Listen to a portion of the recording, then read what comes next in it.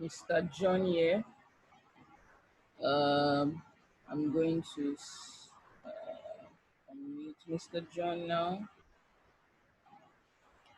Then we start.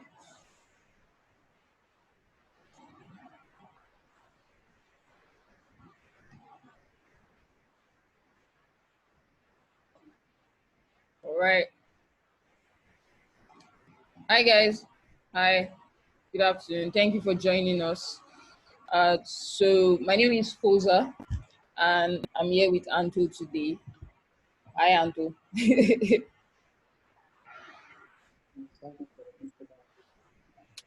Yeah. So today we're going to be having a conversation with Mr. John Akerele. Um, is on right now with us. So we would begin soon. We just need to put some things in order. Give me 1 second.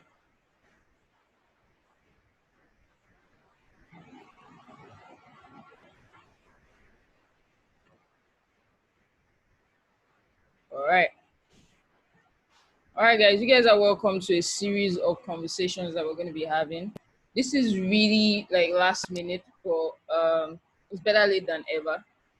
Um, Lagos State recently lost about two people, for different seats at both state level legislature and federal level legislature. So there's a by-election that is supposed to happen October 31st. I don't know if it's happening due to the unrest that is happening right now. But either ways, we got one of the young representative or the candidate that is going for um, that is running for office here. So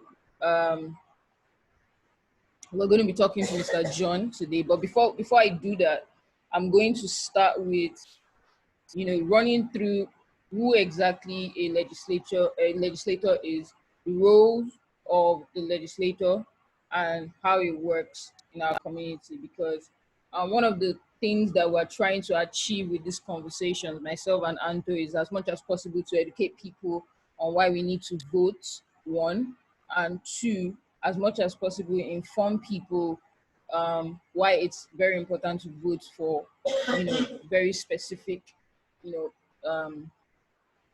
elements of arm of the government. So most people we just vote for president, we just vote for governor, and we forget it.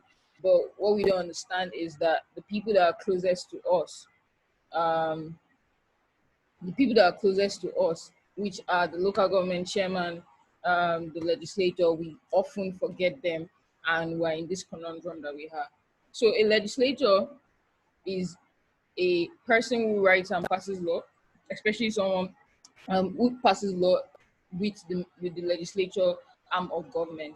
So they are usually elected by people and they serve as representatives of the people in the government. It's the second arm of government in a democracy, and they are confounded with the duty to make and pass laws uh, for the country as a whole. Nigeria, we run a bicameral legislative system. We have both federal and state legislature. The federal legislature is divided into Senate and House of Rep, and the state legislature is just has the House of Representative. Now, what are the roles of your legislator? They represent the people, so they are supposed to be the bridge between um, you and the government. So whatever the information or what the concerns of that community are, the legislator is the person that is supposed to translate your what you need, what you want as a constituency or what you want as a community to the government, and enables them to make law. The legislator, the first and foremost function of a legislator is also to make laws, and whatever bills, whatever acts, whatever things, bills function on the state level, acts function on the federal level. So whatever these laws that are supposed to be passed is supposed to be done by the legislator. So now these police reforms that we're asking for, the police reforms that we're asking for, the Anti-Torture Act that was passed, the engagement of youth in electoral reforms act. All these laws are under the purview of the Nigerian legislator. They also perform deliberative functions, or so deliberate on important matters of national importance, public issues, problem needs. So that was why you saw um, um, Bajamiala coming out to have conversations with the public, because they are supposed to deliberate on all these issues that are a matter of national importance.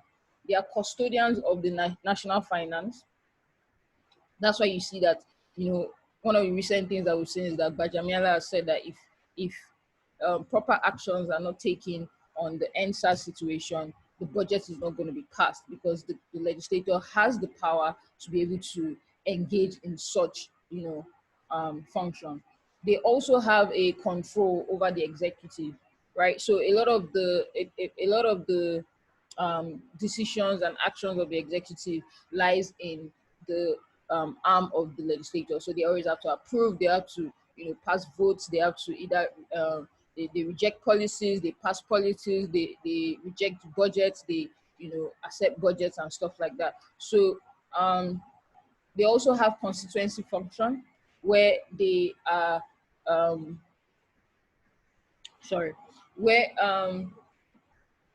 the constituent function in the fact that as you are in a community, these legislators that you voted in, like I said, are supposed to convey what you want. So in a situation where we have recently, Bajamiala said that we're going to embark on a constitutional reform, your legislator is supposed to, as much as possible, help you translate what you want, you know, or what the community feels that they need to change in the constitution, and relay that information to relevant parties and pass in the House.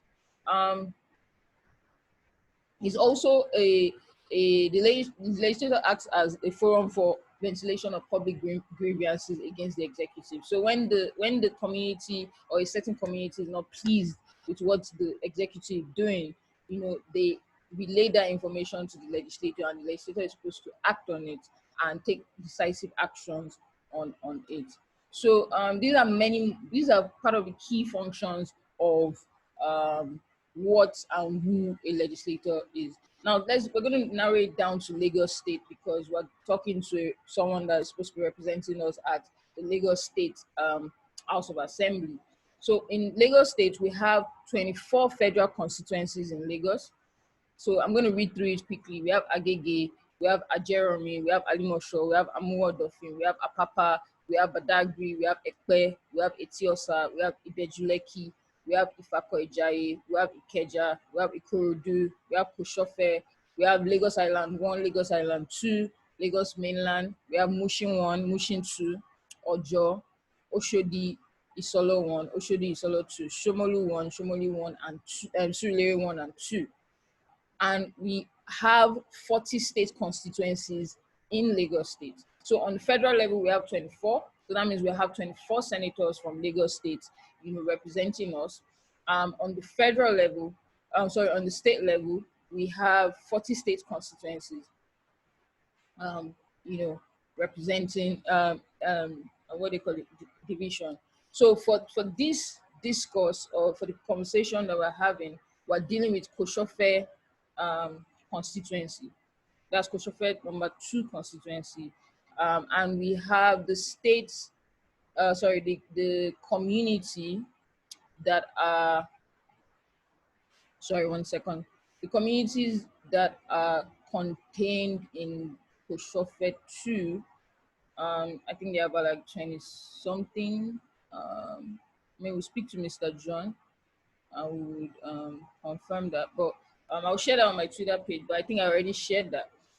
But we have about, I think, 14 words that makes up that constituency. We have Ikorodu, we have, sorry, I'm trying to pull it out, it's not coming out, but I would recite that once I find it for you, and I'm going to recite that. So anyways, that's a brief introduction of what we're about to discuss here today. So the way this is going to run, I've done the introduction. I'm going to hand over to Anto, who is going to do a profile reading of Mr. John. Once we are done with the profile reading, we'll move into the question and answer series for this. So we would take your questions in the chat room. Once that is moderated, I would unmute you so that you can ask Mr. John yourself the question, and Mr. John would also respond accordingly. So, Anto, over to you.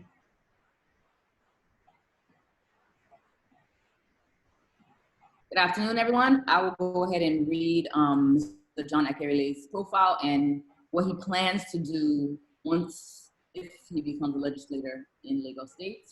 So, John Akerele, as a farmer, John Akerele started his journey into the agricultural sector so many years back, as far back as 2014, where he started his plantain plantation on an acre of land somewhere in the area of Ogun State. What prompted him into farming was his drive to feed people and also make money while doing that. His motivation was not about making profit, to encourage other young people to come into the agricultural sector because it is perceived to be an old sector with no monetary value. But this is a myth because there is no farmer who is poor. Also, he added the new trend to make more easier and conducive for anyone to come into by also exploring investment options for the busy people. This means that the money will work for them while they still retain their 9-to-5 job and to also make extra income for themselves. Presently, John Akerele has about 21 acres of land in Olulu and Odeda area of Ogun State, with an additional 20 acres in the boundary between Ijebu and Ibadan, all solely plantain plantation, with another 6 acres in Ijebu. To cut the long story short, Mr. John is a young man that has vast knowledge as far as plantain plantation is concerned. Other areas of agriculture that he has vested interest include, but not limited to, cucumber farming, watermelon, and vegetables. John Akerele is an epitome of simplicity personified. He has granted so many interviews credited to his name on agricultural policies, funding, governmental ban of some agro-allied produce, and SMEs generally. He is also a great public speaker who has graced many conferences, speaking to young people about money-making ventures, about lifestyle, and about having a great life for themselves. John Akerele has graced many church platforms speaking to youth. He has also graced NYSC platforms where he speaks to third-class graduates on how to pick up their life and make something great out of life despite the third-class certificates. John likes to speak from his experiential knowledge as a third-class graduate of microbiology from Akerele adjacent University. He has proved to the world at large that certificate is not the true test of knowledge, going by his achievements in business and life generally. He is also a serial entrepreneur. He started his entrepreneurship journey from his university days, where he was selling palm slippers on a very small scale level, even though he was a year 2 student then. He moved to be a wholesale agent in the 3rd and 4th year and was helping students get comfortable and affordable accommodations, including but not limited to Field Connect, a brand marketing agency. He shares so many strategies to make sales, make money legitimately, even at difficult times. Some of the students of his mentorship class made their first million during the COVID-19 lockdown period. All this was made possible through the strategies he shared to the close group of his mentees. As a mini importation expert, he started his business with about 50,000 Naira and had grown this business to 6 to 7 figure income and has trained many more people who are still doing this business till date. One of his students, who is a single mother, makes an average of 300,000 Naira monthly from this same business. Although John is a young man, but his experience is far older. He also imports farm machinery, machines for industrial use, and all sorts of fabrics from China, Turkey, and Malaysia, with warehouses in Lagos and Guangzhou in China. Although he has a physical office in Lagos, John has trained over 400 people in this business and still counting.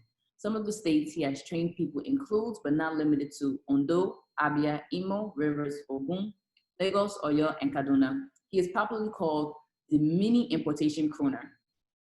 Also, as an export guru, John's quest for the export business started from a drive to be able to export agro products to other countries of the world and be able to earn foreign exchange. Most of the clients are from the UAE, Singapore, and China, just to mention a few. John is a resource person for media outfits as he shares his experience about governmental policies and how it affects the people and the economy as it relates to the agricultural sector. John has been featured on Africa Magic Yoruba, TVC, Rave TV, Ibile TV, Max FM, Women Radio, Beats FM, Niger Info, just to mention a few. John finds it difficult to explain himself because he believes that he is a project in the making and that there will be room for more discoveries. And that is who Mr. John Akerele is. So now we will go ahead and, ask him directly. All right, I think Mr. John. All right. Thank you so much, Anto. That was like a very long profile and very detailed profile. So just before I have Mr. John speak, so the towns and districts in this constituency, we have Oron Shoki, Ifako, Ajao Estate, Mende, Maryland, Ojota, Ogudu, Ketu, Alakwere, Agidi, Orishigun, Kosofe, Ajalogo, Akonimodo, Ikosiketu, Mile 12, Agility, Maidon, Isheri Olora, Shangisha, Magodo, Agboiwon, Odo, Oniri, and Odogun. So these, if you are registered to vote in these communities, this is somebody that you need to be having a conversation with because he's going to represent you. So, Mr. John, thank you for coming and joining us today. Please, I think, do a bit of introduction of yourself and just give us a short word before we go into the question session. All right. Good afternoon, everybody. Good afternoon, Lagos, Nigeria, and even West Africa at large. My name is John Akerele, and it's been a privilege to be on your platform talking to people across the globe. John Akerele is a young man who is full of energy and ready to serve the people in whatever capacity he finds himself. That's just a bit about me. If I start about me, we'll finish for today. But then let me first of all use medium to appreciate both yourself and Anto for what you guys are doing. Both of you are a motivation to young people, and personally, you are part of our unsung heroes that should be appreciated and our icon that we all look up to. So for me, it's a privilege coming up here, and I look forward to gracing as many platforms like this where I can share all that I have in mind for the people of Kosofe Constituency 2 as far as Lagos State Assembly is concerned. That's just a bit about me. My profile has been read, so no room for repetition. Let's just get it done and then let's start the process. All right, lovely, lovely, lovely. So I'll ask a question and to go you answer, like we just go back and forth till, as we proceed. So my first question would be, my first question would be, you're running under the party AA. Can you give us a short background of what AA represents? What is the value of AA as a party, and why are you running under AA? Okay, thank you very much for that. Let me start by saying AA stands for Action Alliance. Okay, and the motto of Action Alliance is let the masses live. And I won't lie to you and to the whole of audience listening and watching me right now, that was my motivating factor. That was the only thing that brought me to that party. Let the masses live. It shows that over the years, the masses have been neglected, they've been rejected, they are nowhere to be found, they have been brutalized. And looking at the party that has its motto as let the masses live, I felt there's an alignment of purpose between my intention as a person and the intention of the platform I want to run on. So for that, we have alignment of purpose. So that was the first thing that actually brought me into the party. That is one. Two is the fact that AA happens to be a party of people with intentions, okay? And the third point is the fact that AA is number one on the ballot, so it's actually easier for people to cast their votes instead of looking at other platforms that they are coming from, maybe letter Z. It might be difficult for voters to actually start looking for where to cast their votes. So these are part of the reasons why I actually wanted to run on the platform AA. But for me, The only thing that is keeping me going for them is the fact that they have the interest of the masses at heart. Their motto is let the masses live, okay? So that for me alone is a strong word, and that for me is fulfilling enough for me to say, okay, these are people I can move with. So for me, it's an alignment of purpose. And then let me also say, in response to your question, that as Nigerians and as young people, we should not always look for places where we can say we want to gain experience, because as a matter of fact, there's nowhere to gain experience, okay? When you are on the job, you learn on the job and you keep at it. Most of people who are political leaders today never had any experience anywhere before, okay? They came into positions and they tried to keep learning, all right? They keep learning the job and then they keep doing better, okay? So the point now is this. AA for me is a party that has got no stain. AA for me is a party that is all encompassing and then gives room for young people to come in. AA for me, myself and the other person running for the post of Senate, we are in our 30s. So I don't think there's any other political party that you see people who are of this young age running for these political offices. So that for me is AA as a platform, and that's why I felt, oh, this is where I think it's conducive environment where I think I can grow and I can thrive, all right? And that is what I'm doing. So that's why I chose AA. Let the masses live, okay? Let the masses live. And if you look at what is happening currently in the country, what the youth are saying is, let the masses live. And that is what AA stands for. So to answer your question, that is why I'm pushing my agenda on the platform of Action Alliance, let the masses live. I hope I've answered the question. Yes, thank you. Anto. Like you said, the youth right now, or the masses, want to live. What are your thoughts on the actual NSARS process? Thoughts first on how the youths were able to come together to actually start these protests, and what are your thoughts on what has happened, especially when it comes to how the government has handled these protests? We know, I don't think we're still in the running of this thing. So we would love to know, what are your thoughts? More than likely, if you are to get elected by next Saturday, we will still be having a discussion. So people want to know, what are your plans to make sure that what we want actually comes to pass? Thank you, Anto, for that question. Let me say categorically on this platform, one of the responsibility of the Lagos State House of Assembly is that it gives every Lagosian the right to peaceful protest. That is part of the responsibility of the Lagos State House of Assembly.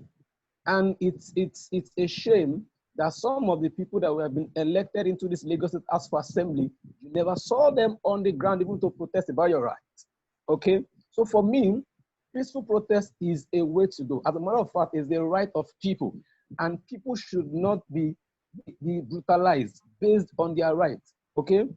This is their constitutional human right to protest peacefully, all right? And that is what I've seen happen here. So for me, looking at the NSAS protest, it's not something out of place, okay? And I won't say, let me be frank with you, that has been, in fact, the only protest in the history of Nigeria that is highly, I mean highly organized, okay?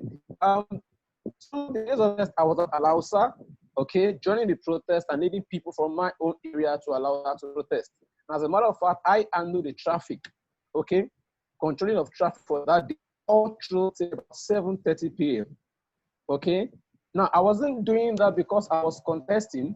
I was doing that because I'm a young person and I have a right to protest. So it means if I finally get elected as a member of the Lagos State Assembly, when there are issues in my constituency, I, as a servant leader, will lead my people, okay, even to protest to the government that this is what the people want and these things can be done, okay?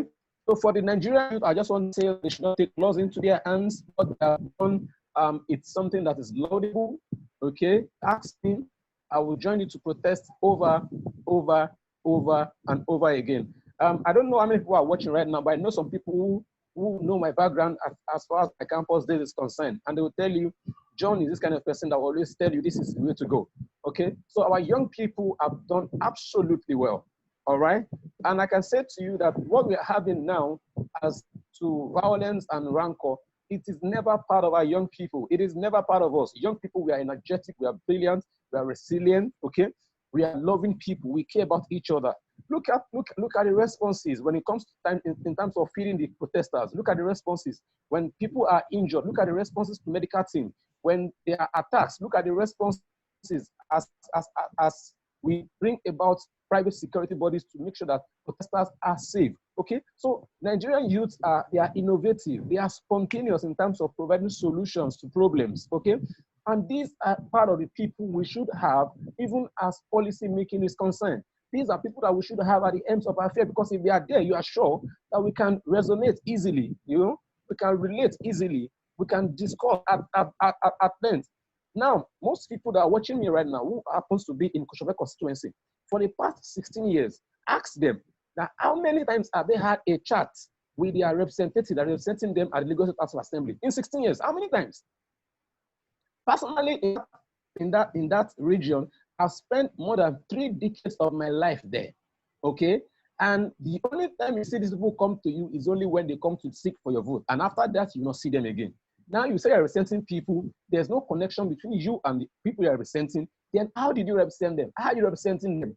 What are they saying to you that are taking to you through the house? Nothing. So there's a total disconnect, okay? And that is why when there are issues that is coming up, these people are not there to respond to those issues, okay? Now, if every constituency leader, okay, or representative from each constituency are able to move down and lead their people for this protest, would there be issue of thug attacking protesters? No, there won't be a case like that, because every constituency has a representative in the Legislative Assembly.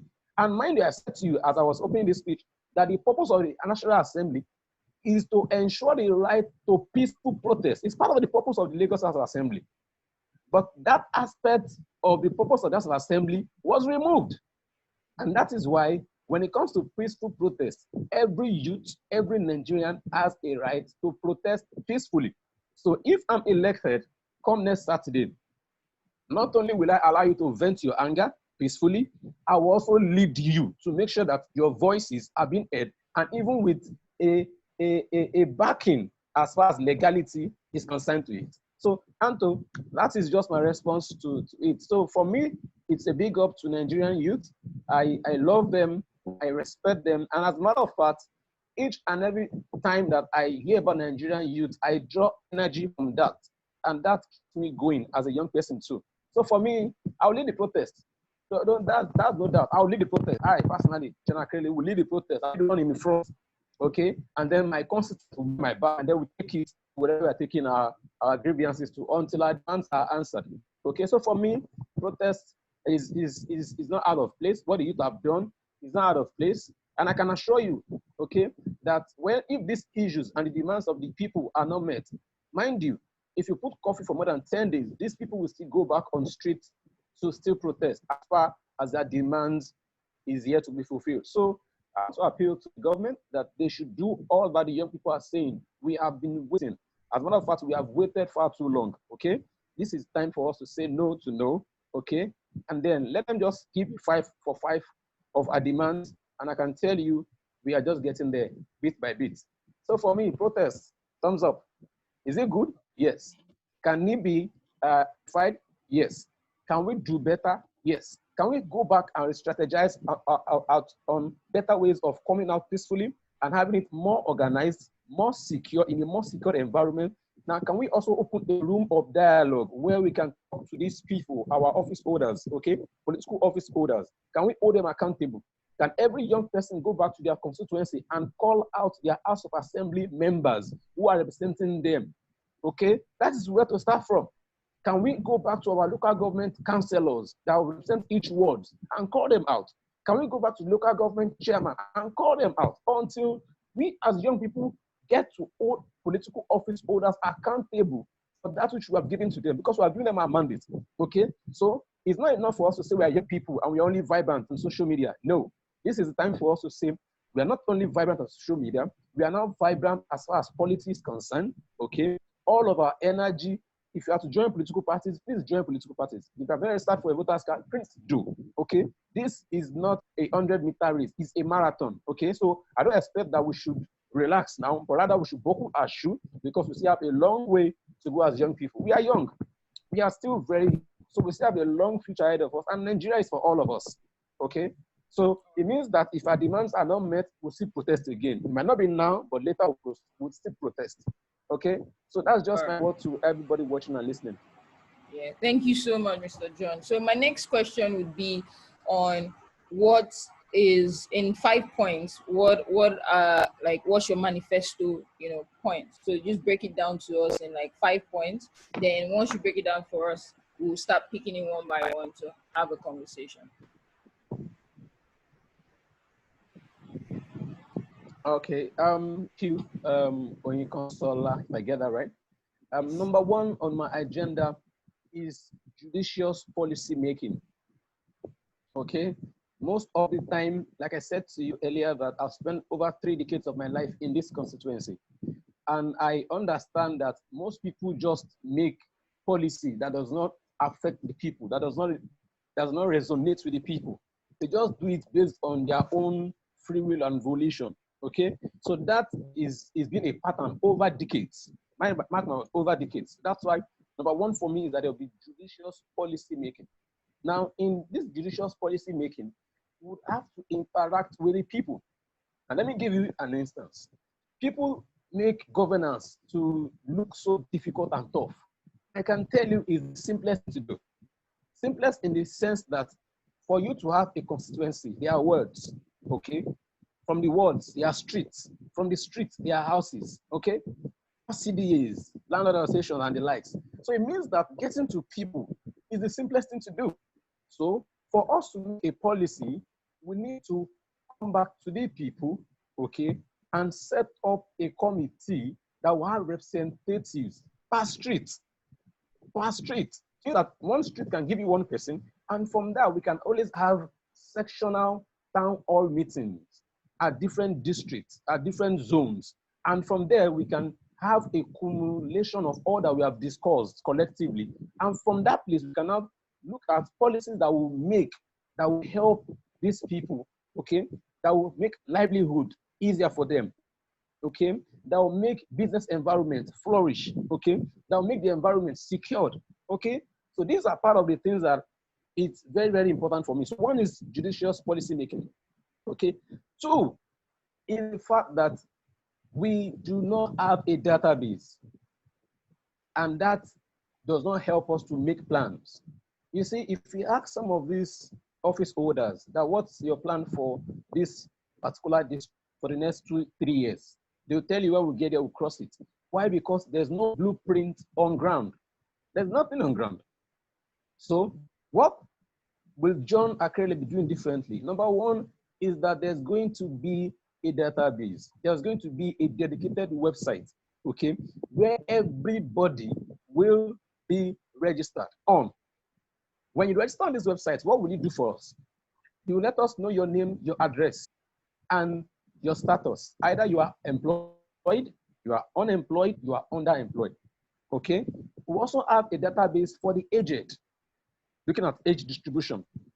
Now, what will this do for us? I call that, there's a section of it that I call Coalition of Unemployed Graduates, COG, C-O-U-G, COG, Coalition of Unemployed Graduates. So what will this do for us is that we'll have this database of secondary school leavers from SS3, okay? And then we'll look at the number of schools we have within the constituency and see how many of these children would be able to move from secondary school to either polytechnic or university, okay? The other ones that are not able to move, can we integrate them into technical sector, okay? Either learning a skill, okay, or a trade, so that we don't have a vacuum. Now, in that same constituency, we will have the database of some of our graduates in their 400 level that are going out of school.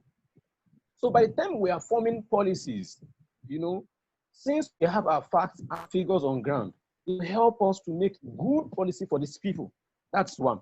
2, it will help us to advise the government as to projects that are constituency specific. What do I mean by that? Not every constituency needs water. Not every constituency needs road. Not every constituency needs borehole. Do you understand? But some constituencies need more of human capacity development. Some need more of skill acquisition. Okay? Some need more of retraining. Some need more of digital skills.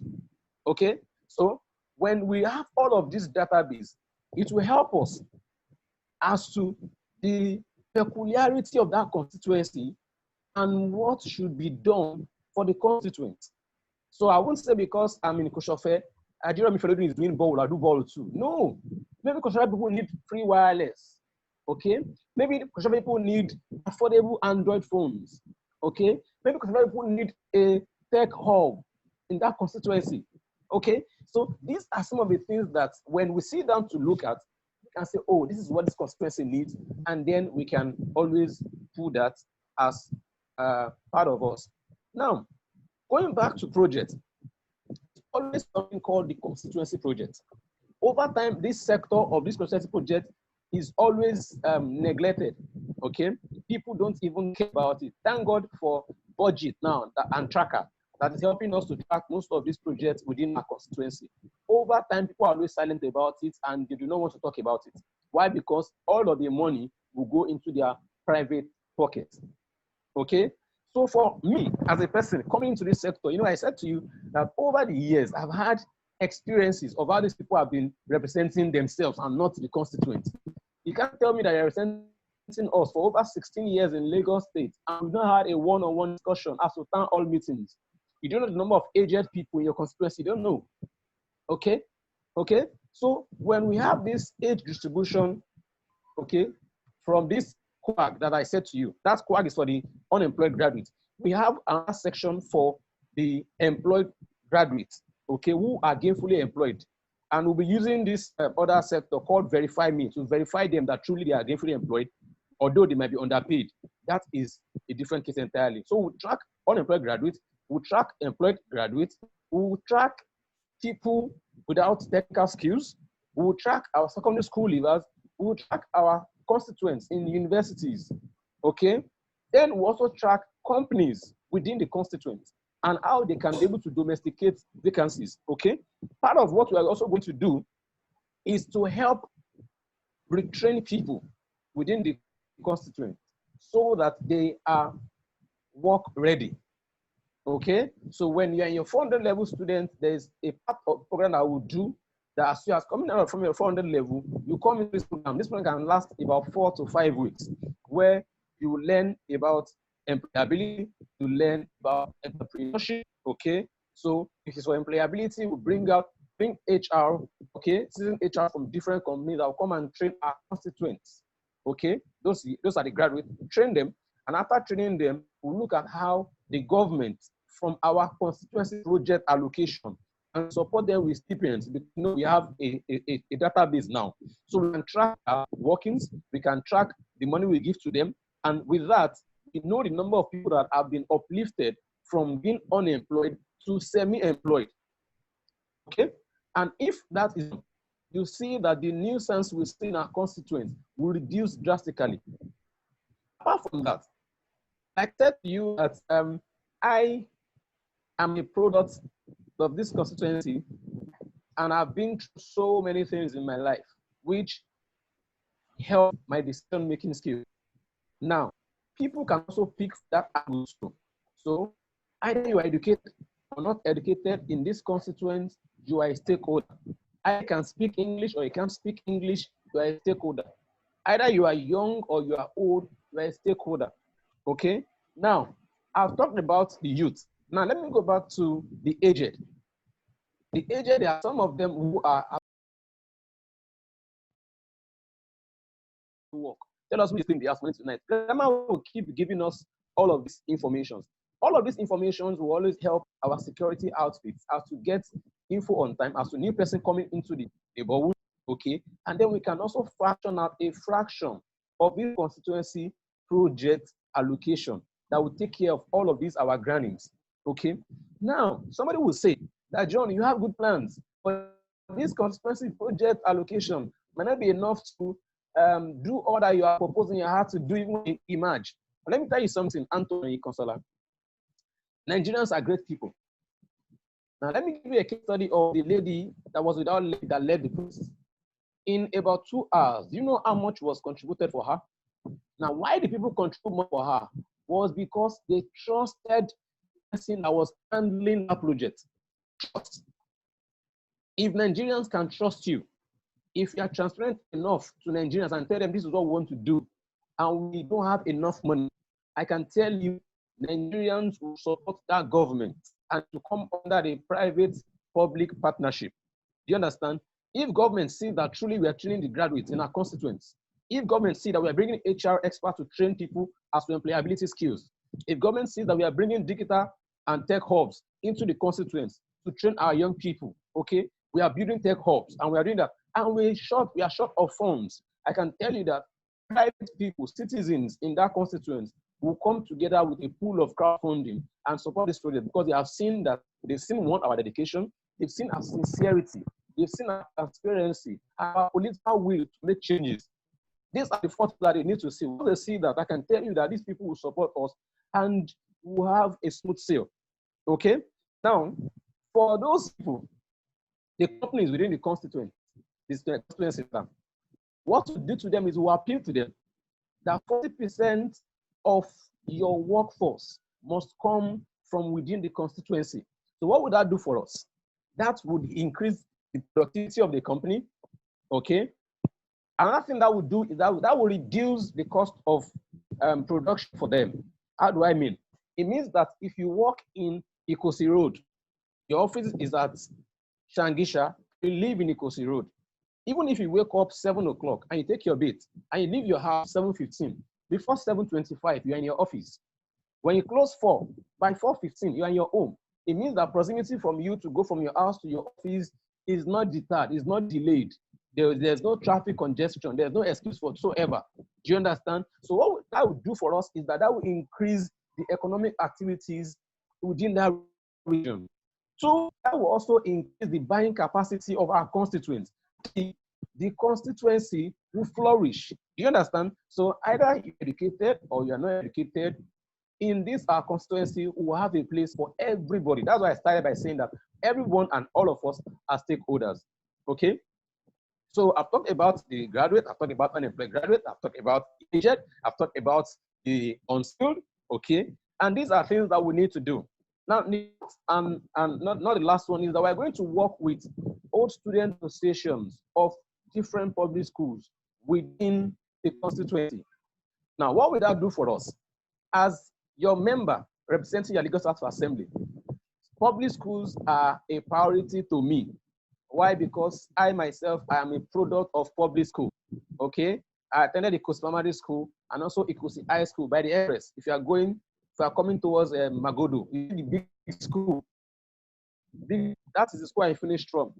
And I've always been contributing my quota to the development of the school as a person, as an individual, okay? So I will use that platform to collaborate with alumni of this school, and let's see how the government and the people can always work together to bring betterment, okay? To bring cohesion, to bring alignment of purpose, so that together we can have a serene and beautiful society where everybody can live and thrive in. Okay, so these are part of the things that I have in mind that I want to do. Okay, they are not written because they are in my heart. They are scripted in my heart. Do you understand? So this is not something that, oh, is a book I'm reading from. No, they are here, scripted in my heart. And I've been carrying this burden for years because I lived among the people and I've experienced this neglect over the years and over the decades. Okay, so these are things that we are going to do. Number 4 is the political will. I can say to you, Nigerians are law-abiding people. Once they see that you're a leader, that you lead by example, and you have the political will to do that which you have said, Nigerians will follow you. They will follow you. I know Nigerians. I love Nigerians. They are that dogged, okay? But most of the time, they see politicians as liars. And that is why some of us are coming into this sector as young people, that we can rewrite our history. We can change the narratives, okay? If we have done all of these things on our own, we can change things, okay? Gone are the days where you earn some allocation and you just embezzle and nobody cares. Nowadays, things are published online. Look at Feminist Coalition.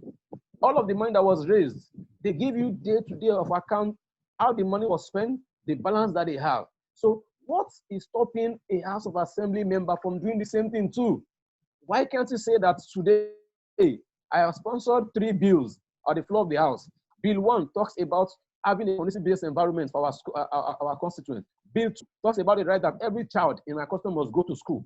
Bill 3 talks about free and adequate education for our people. If these are things that you have done, you put it up for people to see every day. It means that you should be accountable to your people on a blessed day. But what we have in the other hand is that we've had people run office for 16 years without accountability.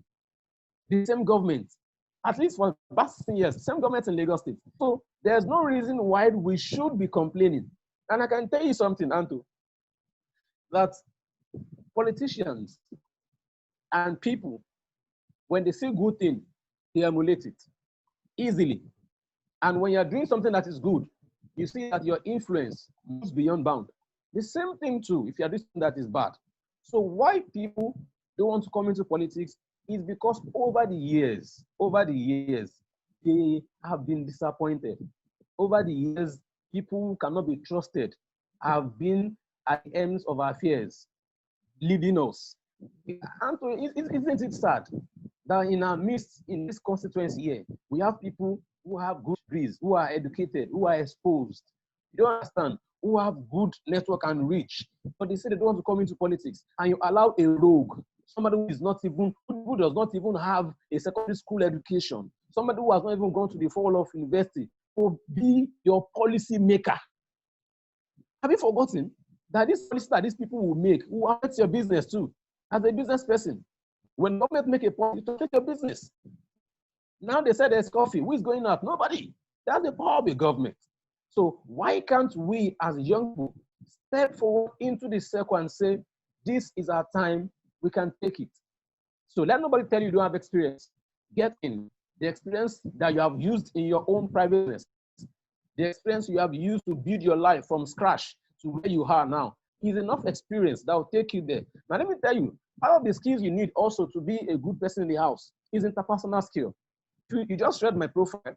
If there's no skill that I have, one of the best skill I have, apart from my communication skill, which is excellent, is my interpersonal skill. Okay, John can relate with you easily. John can penetrate you easily. John can talk to you across easily. Okay, John is relatable. And if you're able to do that, it means that you can relate with people. Okay? Yes, I have a question to that point. Anto, what did you say? I have a question to that point.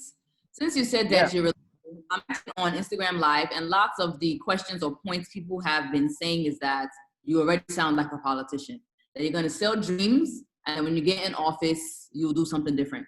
So what are your plans for transparency? I think what's moving forward we want to make sure that if there's an issue happening in my constituency, I can call you or email you or WhatsApp you or what have you, and be able to reach you and actually talk to you about what are my problems. So, and just like you said, you commended Feminist Coalition for their transparency, how they told us how much money they had and how much money they were spending. So what are your plans? How can we be sure that, yes, voters you in, how can I be sure that you're actually doing the things that you claim you do? Okay, one of the things I think I need to answer that question is check my antecedents, okay?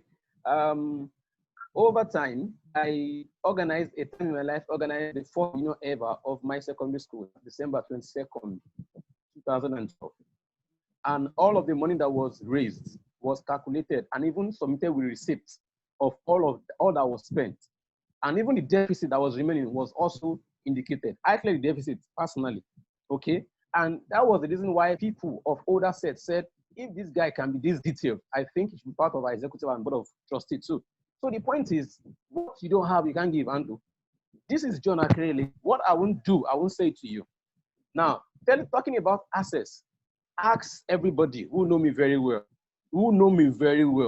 They will tell you my access to people, access to me is undeniable, okay? If you cannot, you have my phone number, If you call me, I don't pick up, chat me on WhatsApp, I'll respond to you, okay?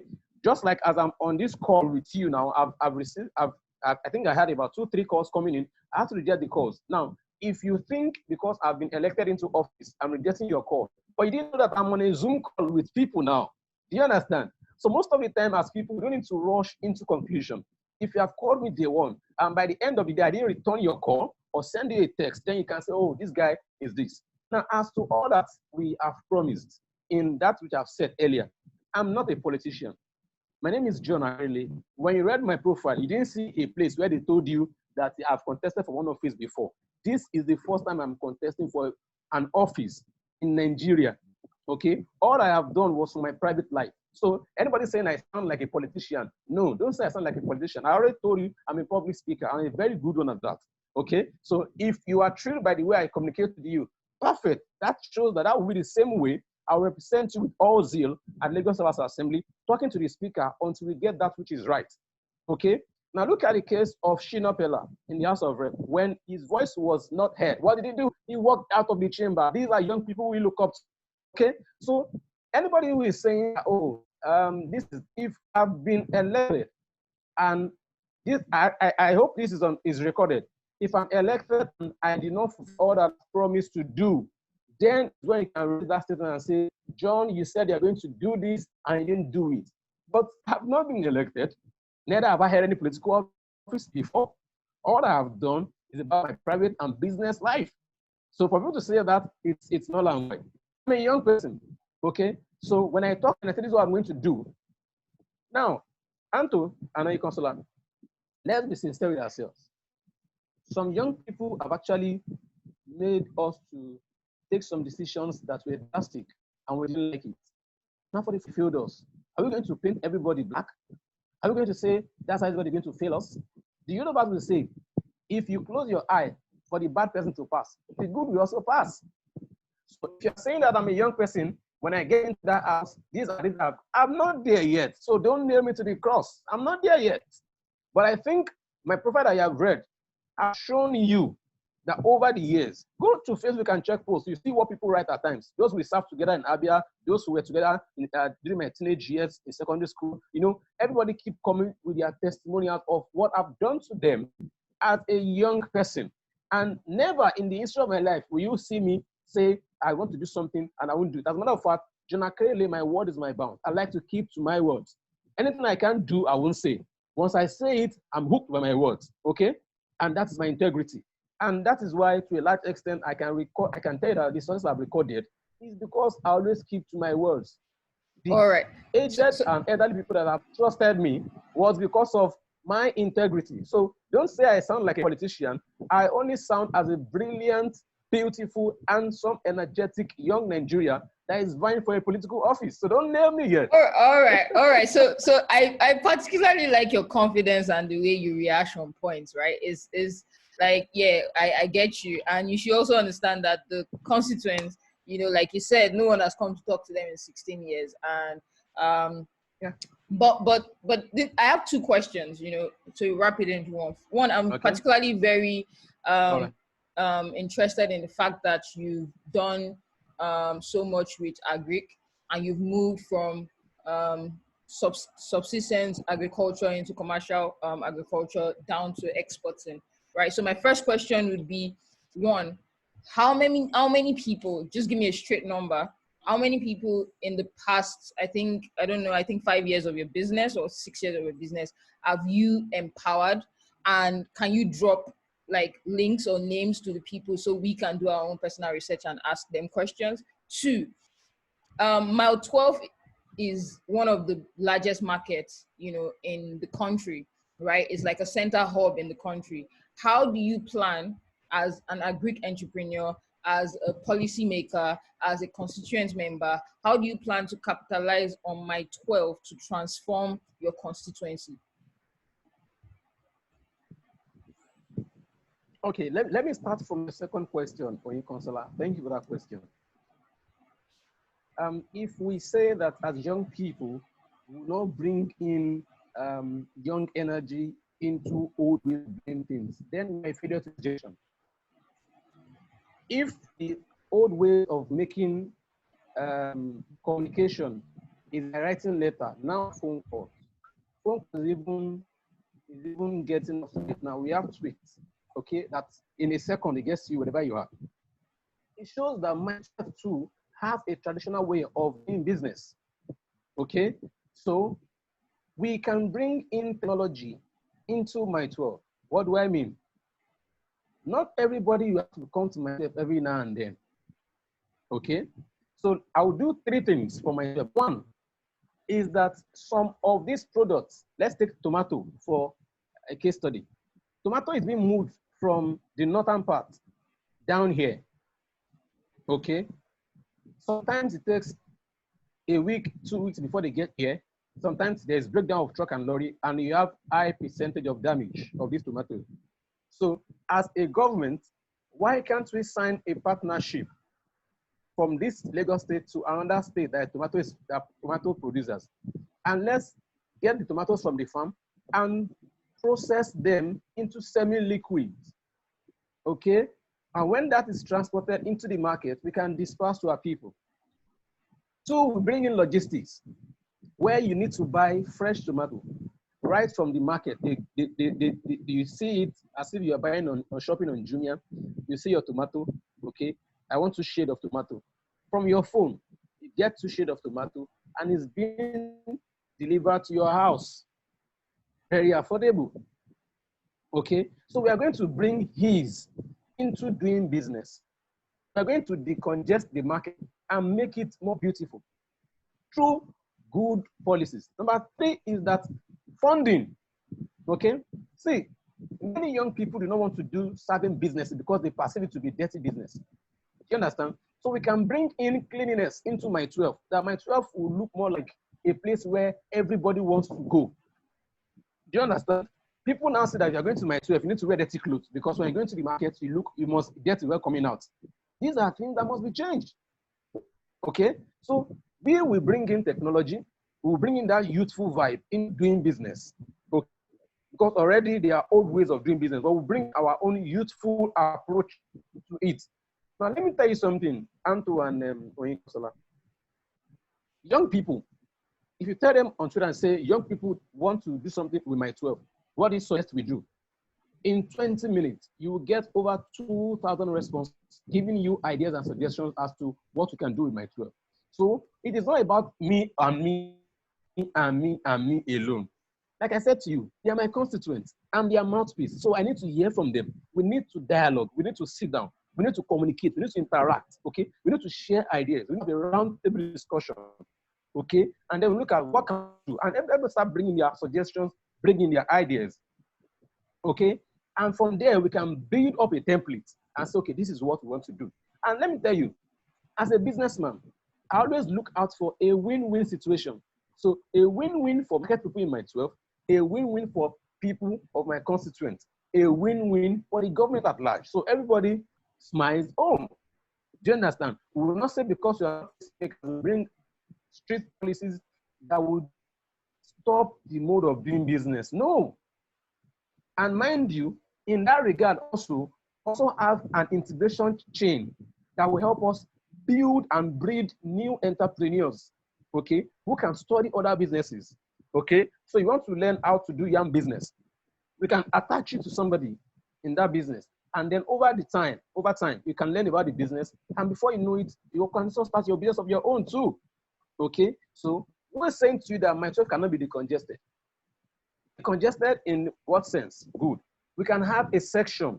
This section is for yam. We can have some dedicated riders that will deliver your yam to you in your house.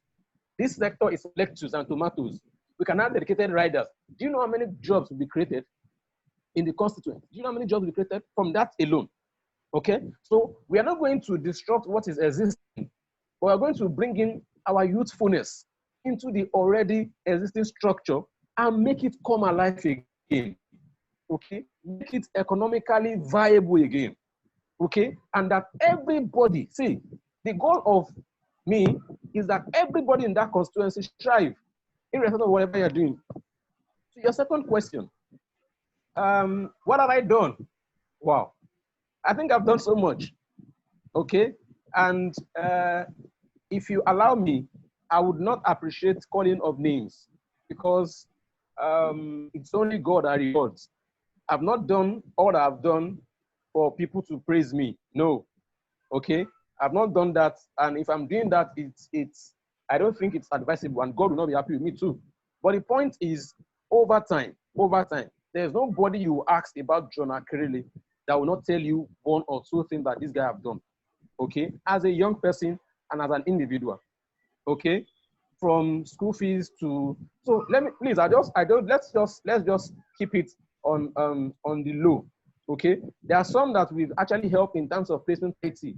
So there are so many things that we've done, but saying it and say, okay, I've done this for this, I've done this for this, I don't think you're about to say, Muslim brother will say, okay? That means there's no joy in doing all of that. But then, I get that. as a person, I know I've done my best. Yeah, but just like as a business, how many people are currently employed under your different businesses? Like 20, 30, 40, 50, you know? Now for the farm, I have over 80 people. Over 80 people. Over 80 people. Okay? Thank you. Over 80 who are workers. Okay? Now for every section of my business, I have people that work with me. Okay? Recently we launched JB Logistics. Okay? And we have riders. Do you understand? Who will help do deliveries within the area. I won't be the one to ride the bike now. I will employ somebody. Do you understand? So every angle of my business is giving back. We employ people, fine. Two is that giving back to the society where I come from is something of joy to me, particularly my secondary school. Okay? I don't think there's any old student of my school that you talk and you say John and they will tell you that they don't know me. I don't think there's any principal that have left that school that I've not had personal contact with in terms of giving back to the school. Okay? Okay? One of that is sharing of sanitary pads to our SS1 girls, all of them, and bringing in a facilitator that can always educate them about mental hygiene.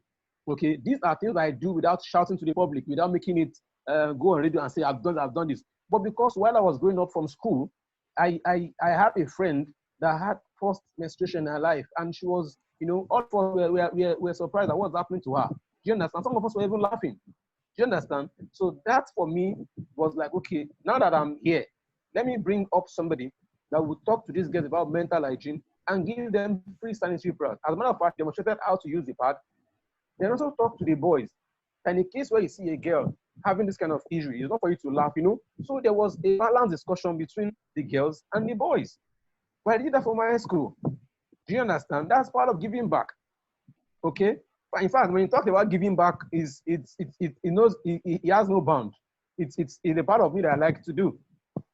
Okay. All right. So thank you, Anton. Giving back.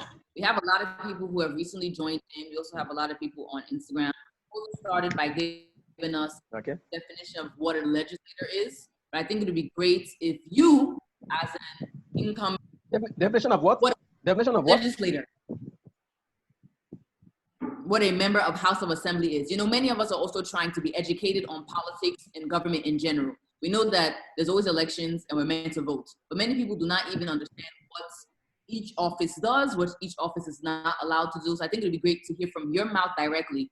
What are the roles of someone who is in the House of Assembly? What are you supposed to do for your constituency? What can you do?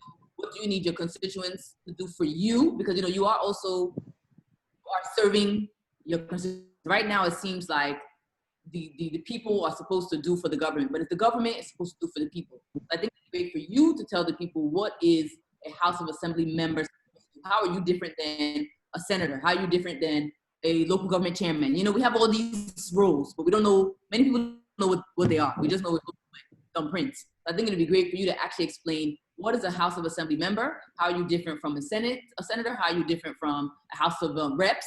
How are you different from, you know, LGA, LCD? Okay. Now let me start from the top. You know, we have the federal government. Okay. For the federal government, we have the National Assembly. And from there, we have the House of Rep and then the Senate. Both of them are legislators. Okay? What do? They fine-tune governmental policies. They give policies, they make laws. Let me give you a case study. When there was issue of rape, it will take the National Assembly to bring up a bill and say for anybody who is found guilty of rape should be sentenced to life imprisonment. And that will be passed into a law. Okay? Now, the same way we have the state and the House of Reps at the federal level, for the states, we have the House of Assembly. They perform the same function, but at a different cadre. Okay? Now, at the local government level, we have the councillors. They also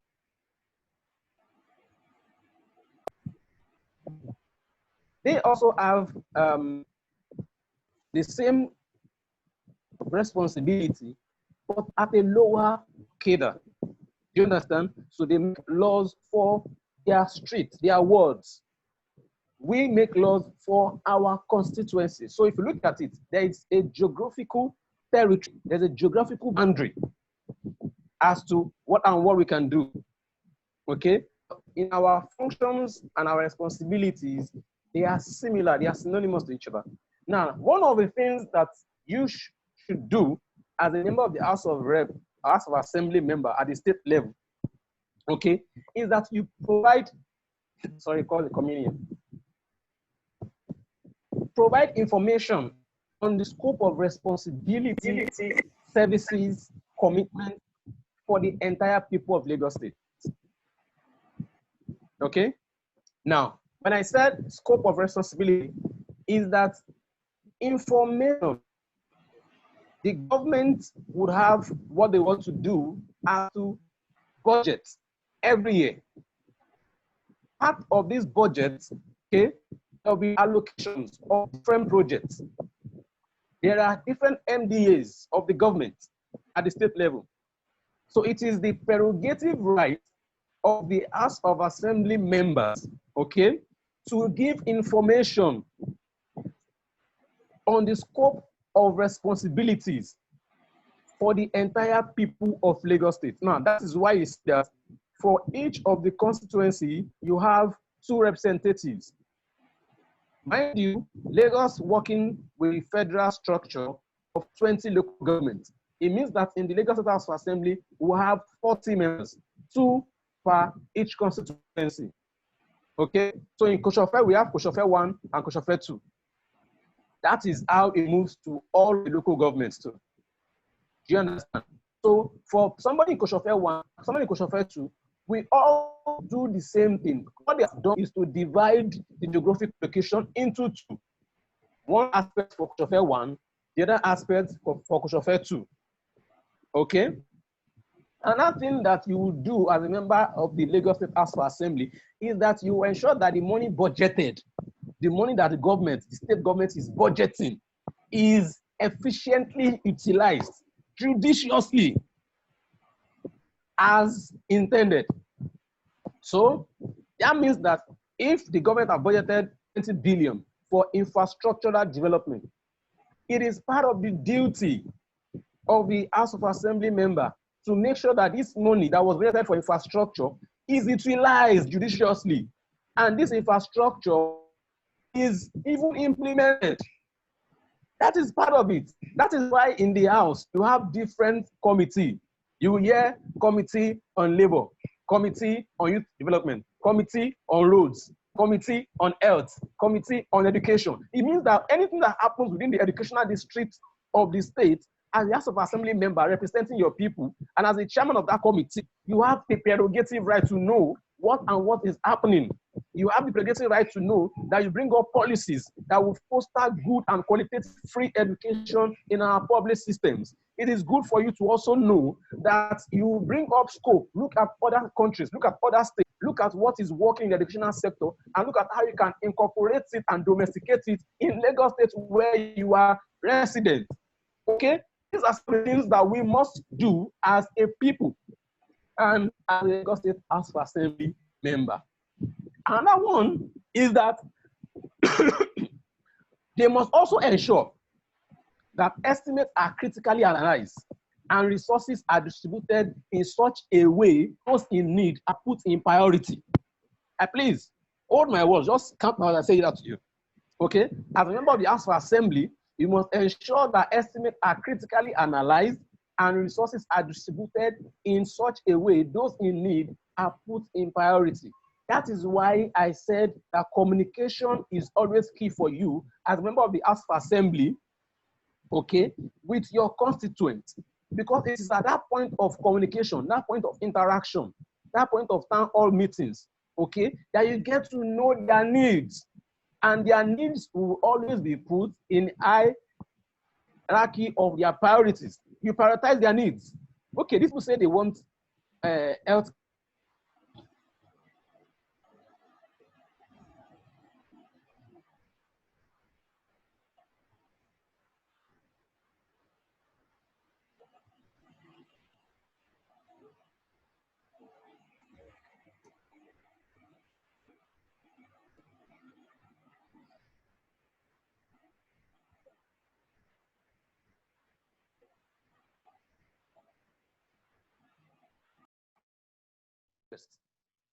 Okay, not your own interest. It should be the interest of Lagosians, people you are representing. Do you understand? So another thing is you must ensure that laws that are passed are with positive interest of Lagosians at heart. So any law that you know, that when you bring it to the floor of the house of your people, and you negotiate at town hall meetings, and say this is what we want to do, this is what we intend doing, and they tell you this law will affect us negatively, as a member representing them, you don't take that law to the floor of the house. You don't propose such. Even if your colleague should propose such, you should be among those that will bring it down. Do you understand? Make sure that that bill does not see the light of the day. Do you understand? So these are part of the responsibilities of you as a member of the House of Assembly. Okay? Fantastic. Now, another thing that we should know is that the House of Assembly also recognizes that every Lagosian has the right to peaceful protests. And so, let me say that to you again. The House of Assembly recognizes that every Lagosian has the right to peaceful protests. Therefore, part of their responsibility is also to ensure that the citizens' rights are protected. Do you understand? Now, let me now add my own to it. My own, I feel, that you should do as a member of the House of Assembly is that you must have a political will to uplift your people from their current state to a more stable state by looking at their needs and how you can help to solve their needs. Now, it will amaze you. For 16 years, we do not have a progressive template as far as House of Assembly is concerned. Now, let me tell you, if the political will is there, imagine in a constituency, Anto, you have local government chairman, you have your councillor, you have your Lagos House of Assembly, you have your House of Rep, you have your senator. Can these 5 people come together and do something meaningful? That was why I added my own tweet that political will is also very, very important. If you became a member or become a member of that assembly, drive a car, and the government gives you another car, what is stopping you from putting that car, the second car that's given to you, for e-hailing taxi services, and employ somebody from your constituent to be the driver and make remittance every day or every week into a particular account, okay? And that money can even fund other smaller projects within your constituency.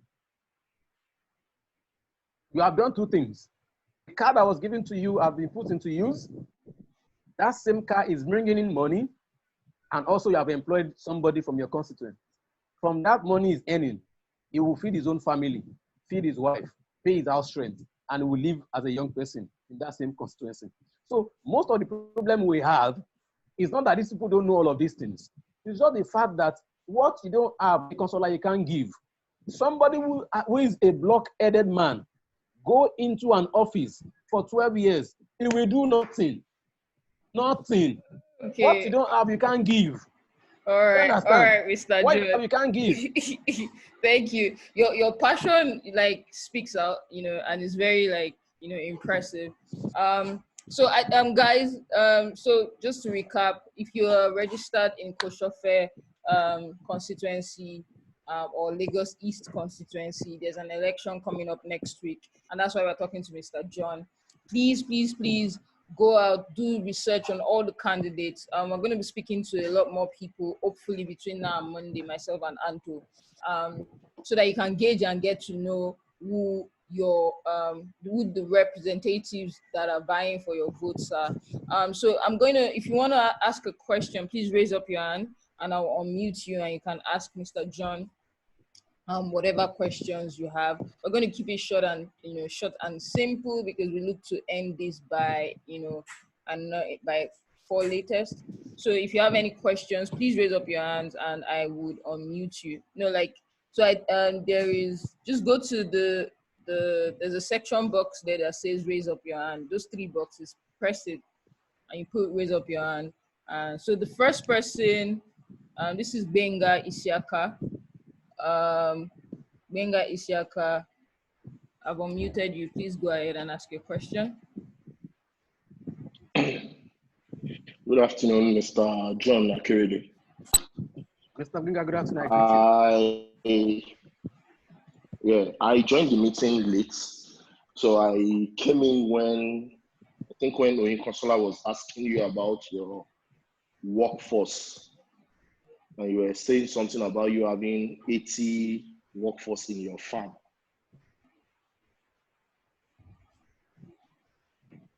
Yeah, that's correct. You said that. Okay.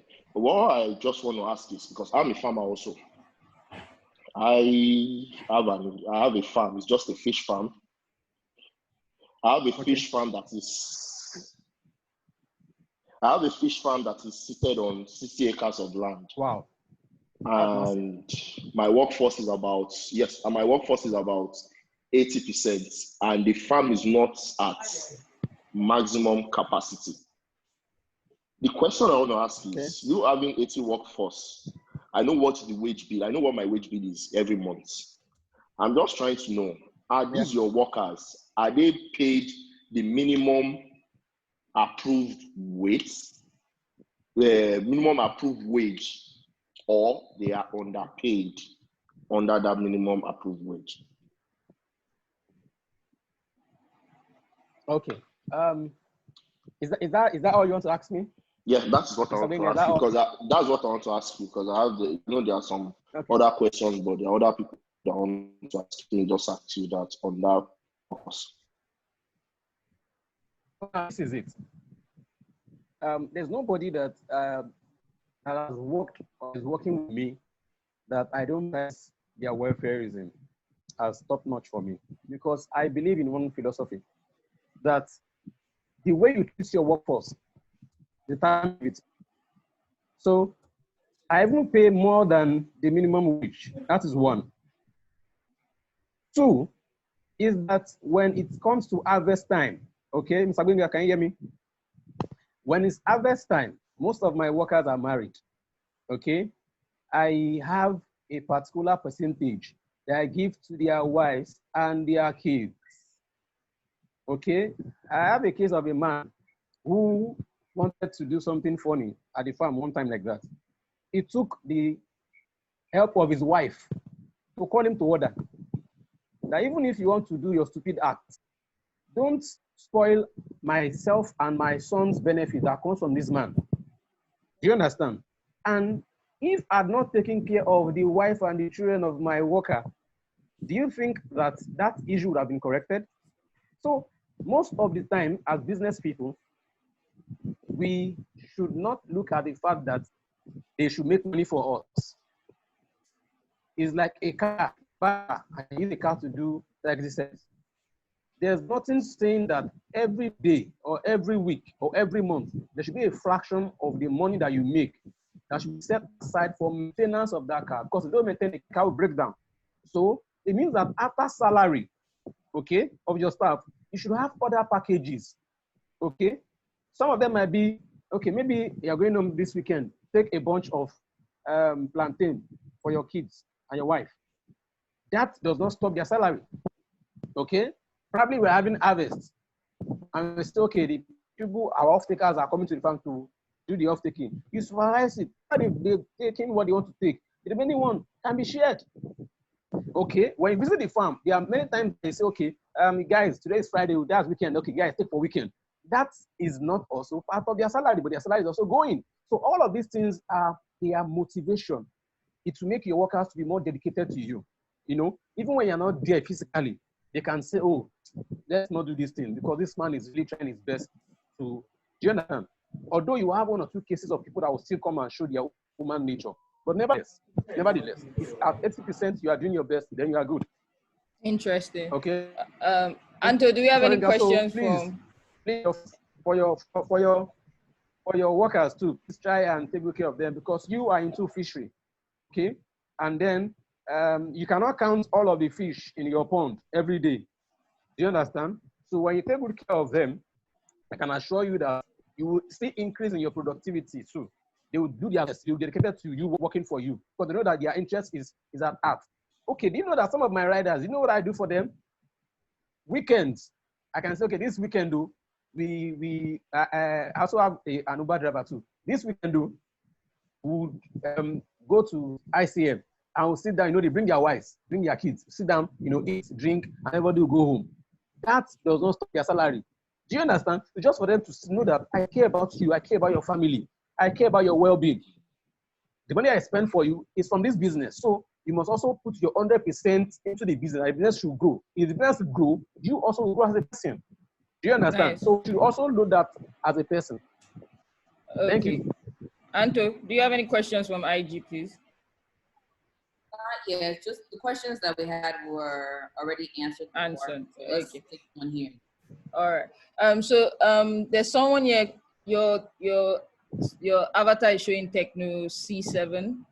So please, when I unmute you, please introduce yourself and ask your question, please. Please, yeah.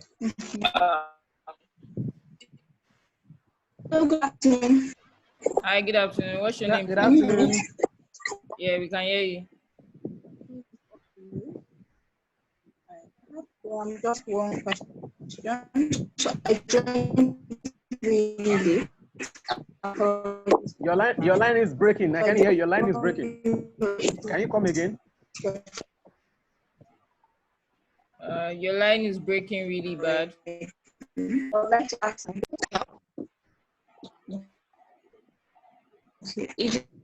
I think this person, Techno C7, can type the question. They can type the question because the line is breaking. Okay? Yes, please do. Please send your question to the chat room. I think the person is even off. Can just type the question because the line is breaking. All right. Mark, you have a question, right, Mark?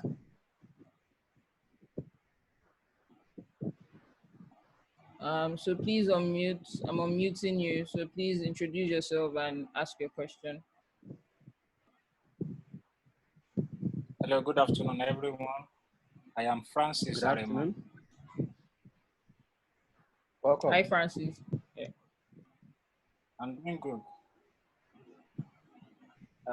I will like to ask Mr. John, as a business operator in Nigeria, I think one of the major things that have really helped me is I choose people I can be accountable far ahead of me. So I really want to ask that now that is coming into policy, into politics, is he choosing to be accountable to anyone ahead of him politically? So that's just my question. So are you asking that is he going to be submissive to a godfather? Is that your question in a political manner, in your diplomatic manner? Yes. Okay. Yes. So Mr. John.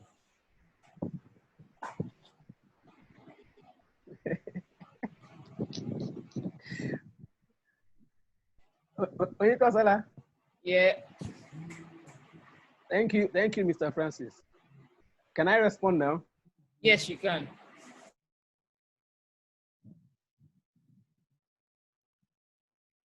Can I respond now? Yes, you can. Please go. Anto. All right. Good. There's something that we should be able to do as young people. Okay? You might have mentors, okay? But for Godfather is a no-no. A no. Now, the essence of you having a Godfather will inhibit the good plans you have for your constituents because their demands will be too high and they'll be fracas. So for me, I'm a sole candidate under a political party with no Godfather. All I have done as self-sponsored. Okay? They are self-sponsored. So I'm not answerable to any Godfather, but I'm answerable to the good people of Kosofe who I want to represent. They can call me at any time, in the morning or at night, and I'll be willing to respond to their calls. Okay? One thing that I think is important for me is that I'll be accountable to the people. Do you understand? And I'll bring high level of transparency into the system. What do I mean? This is how much I earn on a monthly basis. This is how much is allocated for constituency projects. This is how much is allocated for. Let's bring everything to the table. So that when you tell people that we need help, they will help you. Why are you covering up your salary? Let them know this is how much you earn. Why are you covering it up? Why are you covering up your allowances? Why are you covering up your constituency project allocation? Why? People must know. Okay, in this month we have 20 billion for constituency projects. Then let's sit and look at the projects we have and then we'll do it. So for me, no Godfather, and never will be one. I have a question from Instagram. It is from Sammy Oluwatobi.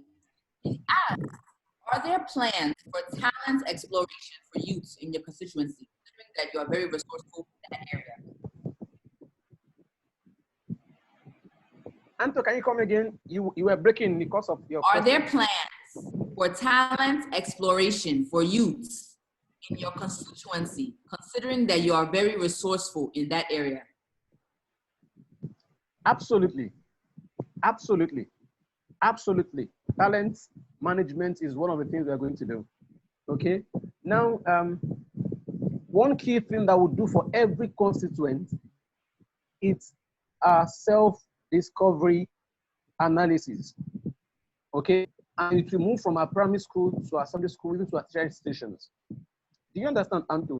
Anto, let me give you a case study of myself, practically. Why? I was thinking either you or Oyin will ask me that you have a background in microbiology. How did you deviate into business? How? Do you understand?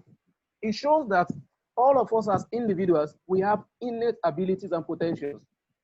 We have the environment that we can thrive naturally. And to Oyin Kosola, I can tell you that 92 or 98% of Nigerian youth do not even know themselves.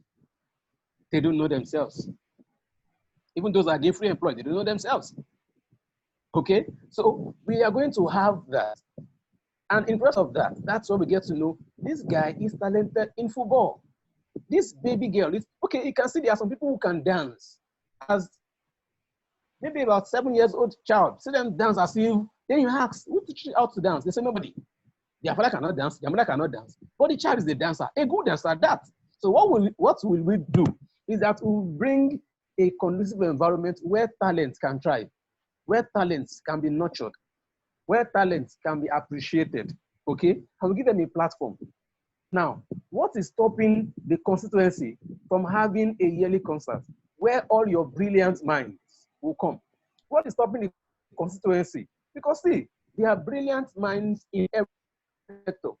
There are brilliant minds in agriculture. Look at Mr. Gbenga that I was talking now. If not for this Zoom call, I wouldn't have known that he's a fish farmer. And so for somebody like that, we can have group or clusters of fish farmers within the constituency and then help them see how they can access governmental interventions as far as agriculture is concerned within the state. Do you understand? Let's see how we can bring these people together. Do you get it now? So for talent development, yes, that is a yes for me. A big yes at that point. Okay. For schools also, we also have that. There are sometimes in school we used to have marathon, we used to run, we used to do debate club, we used to do debt club, you know. And then before you know, you get to see people who become potential broadcasters, you know, potential media person. Okay. There are some people who can draw very well. They are potential cartoonists. So why is it that we can have such developed at our local constituency and then sell it to the world? Do you understand? I can tell you, most of these things will not cost us money because most people, once they see the genuineness of the government, they'll be ready to volunteer for the government and to do that which is needful in their constituency. So for me, talent development is a priority. All right. Okay, so we have Taiwo Adetayo. I'm going to unmute you now, so please ask your question. Then after that, we'll take a question from Oluwakemi.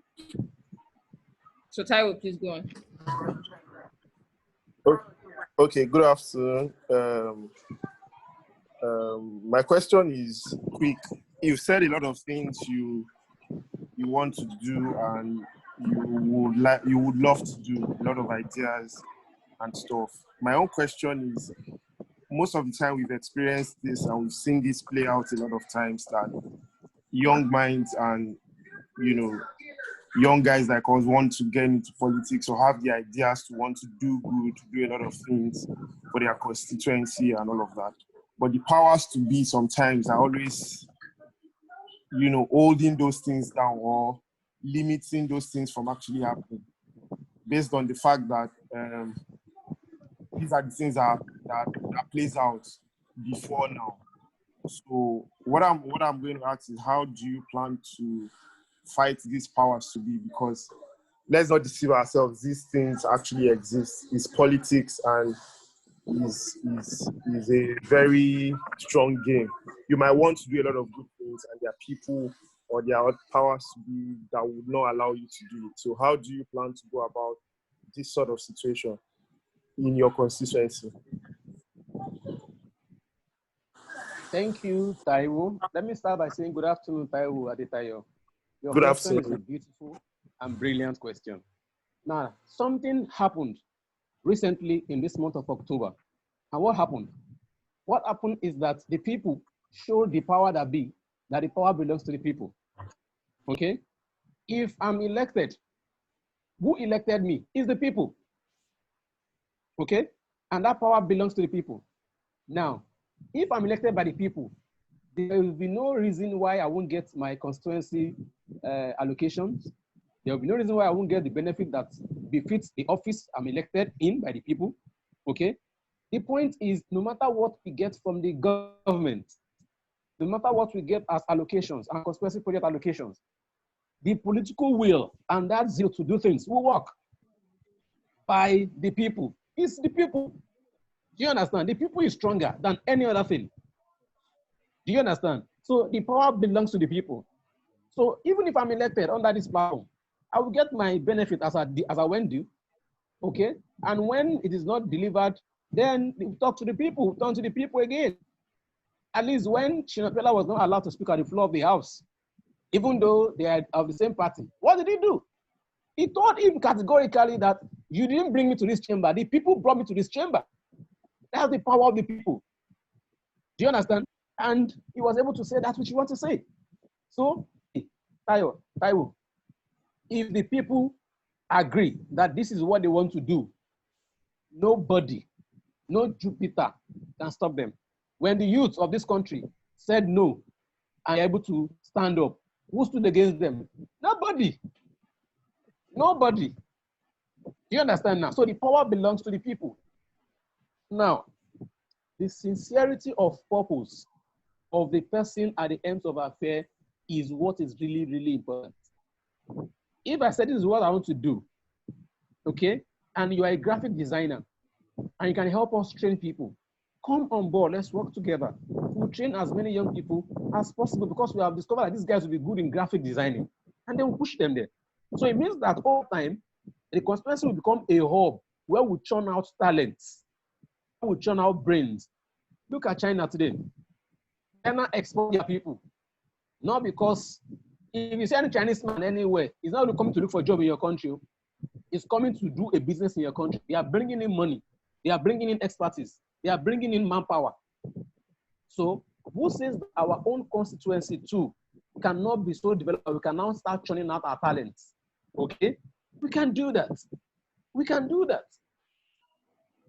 Do you understand? So these are some of the things that we must understand. And I think it is written clearly now. Power belongs to the people. Okay? All right. Thank you. How about another question, Taiwo? I think you did.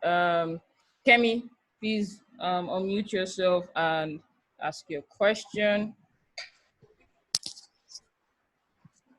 All right. Hi, good afternoon, everyone. Hi, Kemi.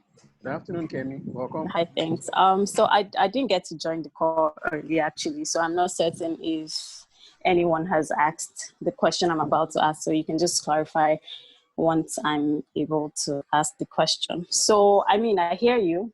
So far, so good. I've heard what you've had to say in terms of developing people in your constituency and all of that, which is great. I mean, truth be told, we hear that every time. So, I mean, it's good to hear it from you, but the truth is everything still depends on action. Now, in terms of infrastructure, I'm sure you know the areas under your constituency, and I personally stay at Akerele, and I'm very familiar with all the roads and road network in Ketu. We can't shame ourselves. We cannot lie to ourselves. The road connections are terrible. We have really bad roads. And I hear you talking about constituency budgets and constituency allocation, but we have different people in power. Like, what is your plan to actually impact and make sure that there's actually development? Because people keep saying, oh, there's a budget, we'll work with the budget and make sure that something is done. But down to the basic things, down to the basic amenities, you don't even have that set. We have so many things that need to be done. And it's good to hear you say it, but what is your plan to actually influence the people that are in power? If you get into power and you get to represent this constituency, what is your plan to actually get those things done? Thank you, Kemi, and good afternoon to you. Let me start by saying that Akerele that you have mentioned, it is not my responsibility to build roads. It is the responsibility of the government. Now, I am just a subset of the government that would make sure that the budgetary allocation for infrastructure, okay, that the estimate that has been given is actually utilized judiciously. So if construction of Akerele to Agboyi Road has been enlisted in the 2020 budget of Lagos State, as a member representing Kosofe Constituency 2, I should make sure that I follow that project to the latter, that the money that was allocated for this project is disbursed, not only disbursed, that the project is executed. Okay? That's why we have budget reading. Okay? And we have different committees that will sit on this different aspect of budget of the states every year. And then in that committee, you would look at, let's say your own is infrastructure, that's the committee where you are, or education. In that education, you will see all that the government wants to do that year. Maybe they want to build new schools, you will know, it's there. Maybe they want to revamp the old school buildings, you will know. Maybe they want to supply textbooks to all public schools, you will know. Maybe they want to buy school uniform. Maybe they want to build new desks and chairs, you will know. because everything would have been written in the budget under education. Now, because I have contributed and I've debated with my people, I know their needs, and I can prioritize those needs as far as the budget of the state is concerned. Do you understand? Then I can supervise that the budgetary allocation meant for building of schools is actually executed and the resources is being expended judiciously. Do you understand? Now, part of other things I've said is the political will. It's not that it's within my jurisdiction or my power to do it, okay? But because I have a mind that I want to develop my constituency, when I start this thing, there are well-meaning Nigerians who are in that constituency who want to support it. Nigerians are good-loving people. We can create a GoFundMe account for projects. One thing is, if the people see that you are sincere, you are transparent, and you are accountable, people would support the notion. Okay? Presently now, Alakpere Road they are talking about, from Ketu bus stop down to Alakpere bus stop, houses are being destroyed left and right. And then you ask, they say, what happened? They said they want to expand the road. Now my question is this. What happens to the roadmap of that zone 16 years ago? What that showed to us clearly is that there is no succession plan. So anybody just come and then change whatever that is happening.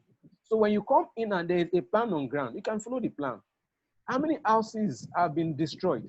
How many businesses have been destroyed? How many of them are compensated? I don't think there's any. If there's any, you can quote me wrong. But the point is that at the point of the floor of the house, these are things that also have been corrected. And I'm sure that nobody has actually come to the house or to the street to talk to people as to what is happening. So the people also have a role to play by asking questions from their representatives.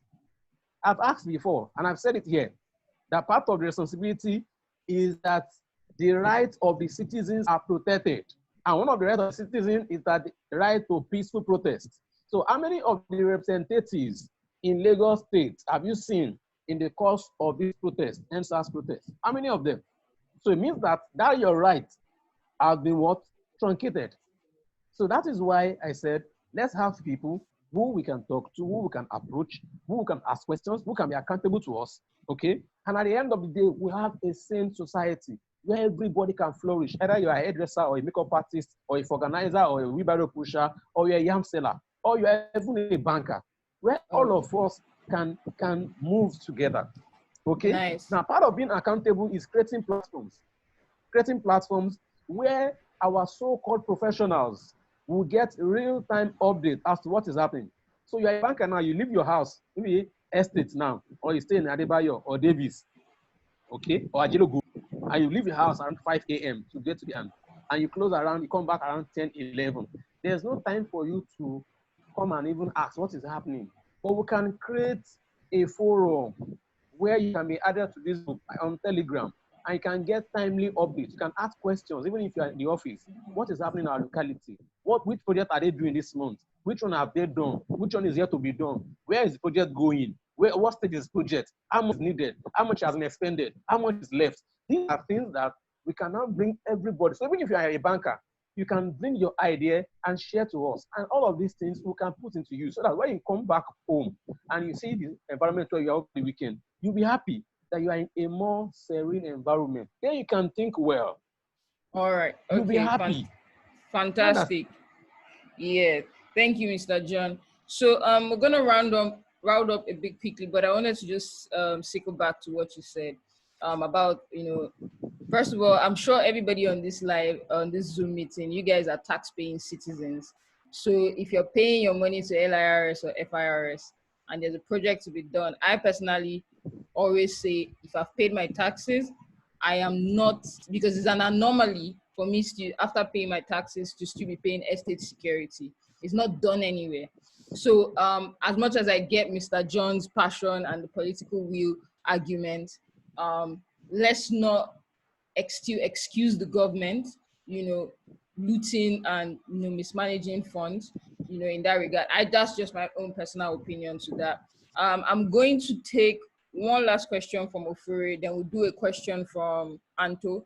Then when we do that, we'll give Mr. John 2 minutes to give a closing remark. Then myself and Anto will round up, and let's see if we can finish this before 4. So Ofuri, I'm going to unmute you now. So please ask your question. Mr. John will answer quickly, and you will round up in like 2 minutes, and we'll round this up. Thank you. Okay, thank you so much. Good afternoon, everybody. Good afternoon. Good afternoon, Ofuri. You're welcome.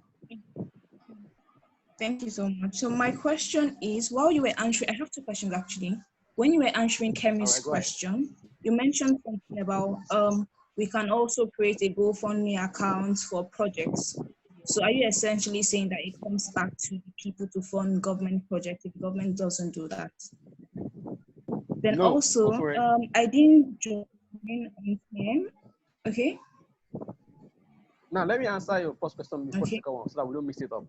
Now, what I was saying is that all of the plans I have, the allocated funds for the constituency might not be able to execute all of these projects. Okay, so what I'm saying is, let's assume that we want to have a digital hub in my constituency, and to cost us maybe 3 million. Okay, mind you, we also have other things that we want to do simultaneously, and we're able to raise or have 2.5 million. The remaining 500,000, I can come to you and say, good people of my constituency, these are the things that we want to do. For this project, we have this amount of money. For this project, and you see that this fund actually is expended. And say, please, we only need 500,000 to complete this project. Because you see that I have spent the allocation given to me for that month, and there's no money on ground again, and you want us to do this deal, you can come and say, okay, I have just 500 naira to support. I have 200 naira to support. And before you know it, 500,000 naira we're looking for will be completed and we can have that project executed. Now, I'm not saying that I'm pushing the responsibility of the people, of the government to the people. No, no. What I'm saying is that governmental efforts will not always be, mark my word, will not always be enough. But then, if the people see transparency, accountability, do you understand? They will be able to give their little stipends. Okay, let's have this thing done, because if this thing is done, it will be for the betterment of our constituents. Do you understand? Do you get it now? So I'm not saying that or exempting the government from doing its responsibility. But you and I will agree that the government would also have so many things on their shoulder because of years of neglect, okay? Years of nonchalant attitude, years of non-accountability, years of no stewardship delivery of service to people. Understand? And that is why we have a whole backlog of problems. But I can assure you that if people of Constituency 2 see that there is genuineness of, there is sincerity of purpose, and there is accountability and transparency, they would come on board and then we can work together. That's why I said public-private partnership. Public is the government. Private are the people, the constituents. Do you understand? And then we can move on. Do you understand now? So Offer your next question, please.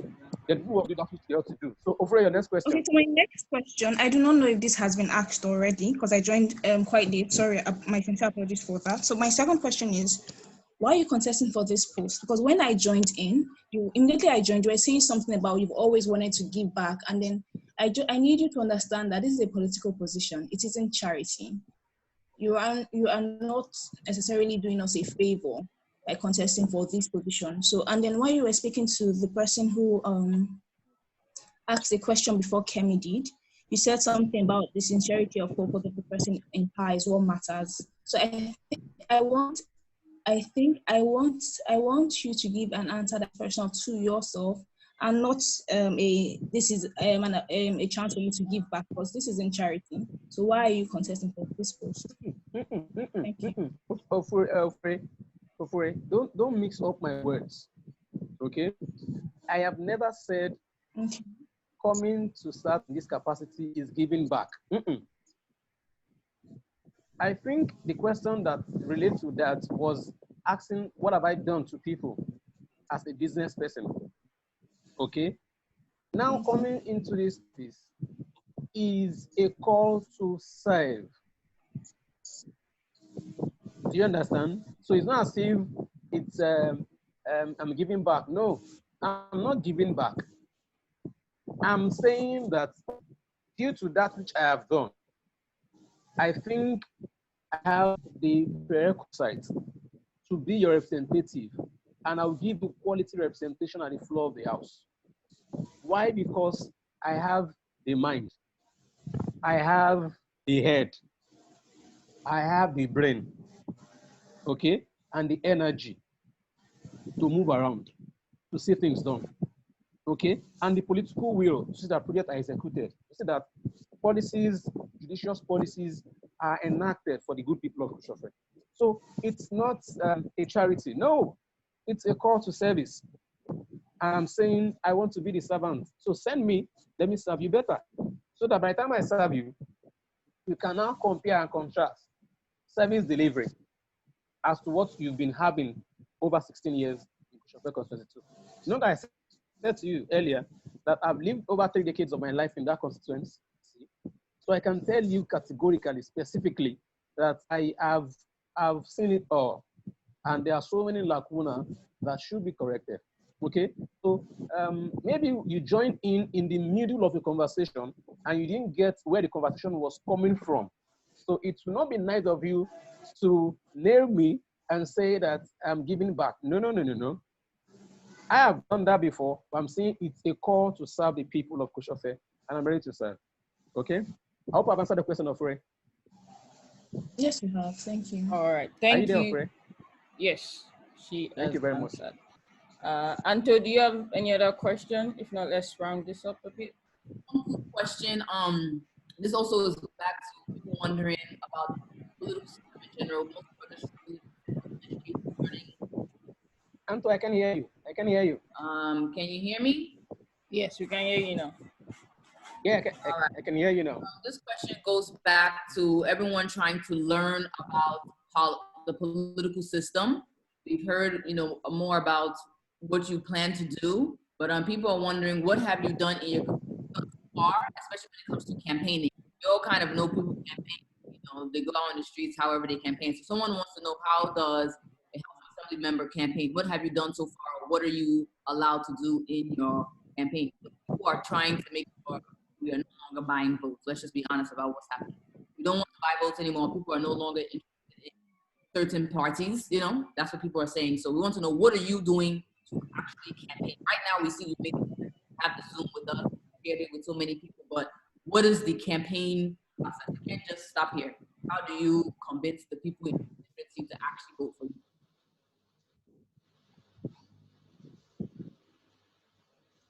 Okay, Anto, I'm actually straining my ear to hear you, but then let me see if I'm able to your question.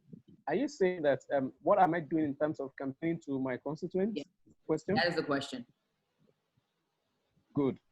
Anto, I think it's a call to young people, okay, that policy is our business. And we have done ourselves more harm than good by leaving it to the hands of people who are not worthy to be there. Okay? There are so many young people who do not have voters card, Anto. There are so many young people who do not come out to vote on the day of election. Okay? That's it's very, very bad. So you can't, if you ask people, I've been talking over the years. I felt I'm a talk and do person. So I've been talking, now I'm doing the action. That's why I'm contesting. Okay? So for people who are yet to come into politics, it's a time for you to come into politics. Okay? Now people are expecting to have bandset and sing all across length and breadth of the street. That is the old way of campaigning. I said to you, we are young people. So we should bring newness into our approach. We should bring newness, okay, into how we do things. So if you're expecting me to still bring band set and sing, my sister, it's a slap on young people's face. So what we are doing is to reach out to as many voters who have voters card and never voted before. There are people like that they have voters card. And if you ask them, I don't know how we did a survey, and then people responded to the survey. So what was the question in the survey? Is, do you live in this area? Yes. Do you have a voter's card? Yes. Have you voted before? No. Why? I don't care. No. Why? No reason. Do you understand? So it means that we have this habit of nonchalant. It don't concern me now. But now it don't concern us. Do you understand? So these are the people we are reaching out to. And so let me take you back into political calculations and statistics as well. If you look at the percentage of registered voters, go and check election results. Okay, 2011, I was an observer, domestic observer for INEC, as well as election. 2015, the same thing. 2019, the same thing. Now, you see that the number of people that are registered voters might be 700,000. People that will come out on the day of election is 50,000. Okay, so it means that 450,000 people have voters card. Where are they? They're in their houses, watching CNN or watching channels or TVC and asking what's happening in your area. Some even have the polling booth or polling unit in the front of their house. They won't come down to vote. So it means that over 400,000 people average, they have voters card, but they are not voting. So these are the people we are reaching out to. That come, guys, you are part of our problem. When you don't come out to talk, when you don't come out to vote, these few people who come to vote, they will come to vote. If it's 10 people that come out to vote in your street, Anto, if it's 10 people that come out to vote, and then will count that 10 vote. They remember to return it to the office. And that 10 vote, they tell you 3 votes for this person, 4 votes for this person, and they will write results and they will sign. Everybody will stamp and they will go. So either you vote or you don't vote. They have voted in that region. So it means that you are part of the problem as well. Do you understand? So it's a call to young people who have voters card and are voting. And that's why this Zoom call is actually important. And I think to a large extent, I've been able to say all that I have to do and what I'm going to do, and how as people as well, that you can recall me. That part, most people don't talk about it. Please listen to me very well. If I've been voted in as a member of House of Assembly, Lagos State Constituency 2, and I'm not doing that which I said I would do, you also have the right to recall me. But nobody has exercised that right. So if I said I'm going to do, I'm not doing it. My dear, you will sign a petition. People will come, and then you sign, recall him, and they will recall me. On what basis? On the basis that you are not representing the interest of what? Of the people. And mind you, earlier I said that part of the duty of a member of House of Assembly is to protect the interest of who? Of Lagosians. Do you understand? So it's a call to all of us that the onus is on us to take charge of this polity and put in our very best. So these are people we are reaching out to. So go and check INEC statistics over the past election. You see it. The number of people who do not come out to vote is not the number of people who voted. That's one. 2 is that when they come to do accreditation in the morning, you might have 100,000, you might have 5,000 people come for accreditation. When it comes to actual voting, you might have just 300 people that will vote. So what happened to the 5,000 that came for accreditation? So that boils down to the issue of our self-will, our determination to make sure that this change we want to enact, let's change it truly. Look at the energy we dissipated for the NSAS protest. No, the whole world felt that yes, Nigerian youth are weak. Even the older generation are happy that yes, finally, Nigerian youth they are woke. Do you understand? So if we can wake up like that, let us also wake up in our response to polity. Let us also wake up in our response to voting. Now, what you people have done, Anto and Consola, is that you have put me on a red seat for about over 1 hour now. You have put me on a red seat. I never knew all of these questions will come, but the questions are coming, and I'm responding to them. Questions coming from other people too. I didn't know they will come, but the questions are coming, I'm responding to them. So it means that people like you are still the people that will also hold these public office holders accountable. Anytime you want to hear from them, tell them you have a Zoom call, and they must join the Zoom call. They must come for the Zoom call. They must respond to questions. Do you understand? And that is where your own role comes in. So it's a collective effort. If instead I'm going to do this and I'm not doing it, Onyeko and Anto, you will call me out, drag me. Okay? I know that this is recorded, so you always have evidences, you know, and you drag me with it. You get it now? So once you know that you can always be dragged, you will be accountable. As a matter of fact, Onyeko, I would appreciate a case where, if by God's grace I'm finally elected, where we give a weekly update to our constituents. Weekly updates. Weekly updates. So people are abreast as to what is happening. Even if you are not in Nigeria, aside from that constituency, you might be in Singapore, you might be in Cyprus, you might be in China, you might be in Malaysia, but you know what is happening in your constituency. Even when you're not on ground here, you can bring in your own voice. You can bring in your suggestions. Do you understand? So that is how I think we should go. So this is a shout out call to young people. If you have not received your voter's card, go and get it. If you have not registered, go and register, because the new wave that is coming is a very strong wave, and it's a wave for young people. Thank you so much, Mr. John. Anto, final words, please. Mr. John, I want to thank you again for joining us in this short time. We appreciate everything that you said. Of course, you know, we're going to wish you the best of luck. I think it's just a call to everyone that is here. If you are in this, make sure you go out to vote. Make sure you bring your friends. I think now they're moving forward that we want all youths to vote. Please create a buddy system. If you're going out to vote, call all your best friends, join your WhatsApp groups, message them, your Telegram groups, your Facebook groups. Tell everyone they must march to the polls. As at now, INEC, I talked to INEC on Monday. They well, this was before Tuesday, but they hadn't planned on rescheduling or postponing.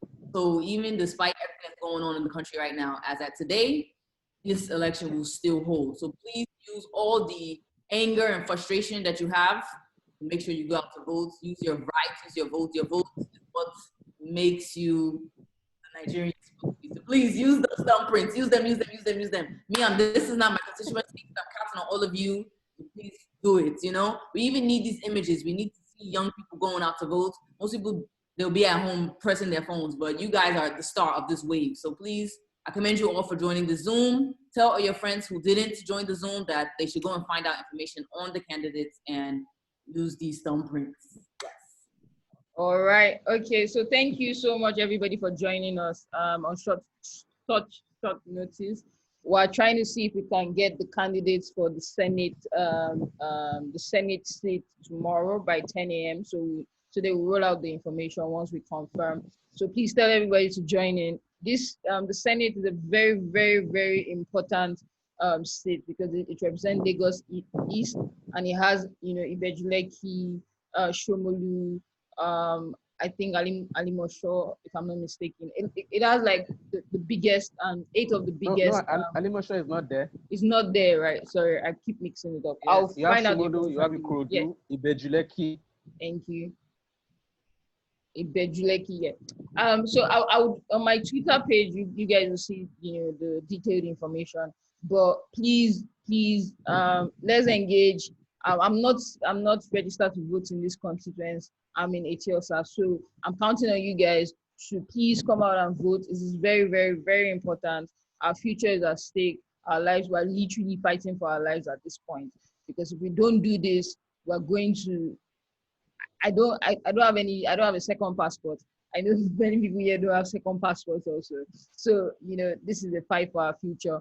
If you want to know more about Mr. John, please follow him on Twitter at John Akerele 2, and he's going to engage, and he's very responsive. He responds a lot to a lot of tweets. So please follow him and engage him further and get to know your rep. Mr. John, thanks for joining us, and I wish you the best of luck. And I hope to continue interacting with you and to lead a better Nigeria. Thank you guys for joining in. Have a good afternoon. Thank you very much. Bye. Thank you.